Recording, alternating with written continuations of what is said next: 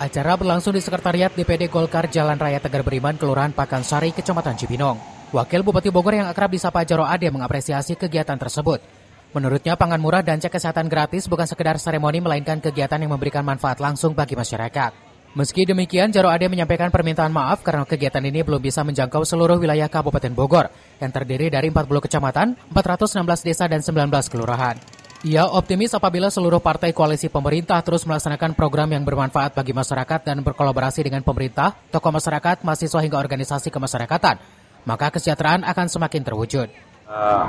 Pertama, kami mengapresiasi kepada DPD Partai Golkar Kabupaten Bogor yang pada hari ini melaksanakan kegiatan dalam rangka hari ulang tahun Partai Golkar ke-61 tahun dengan kegiatan-kegiatan sesuai arahan dari Ketua Umum, sesuai juga yang diharapkan oleh pemerintah Kabupaten Bogor.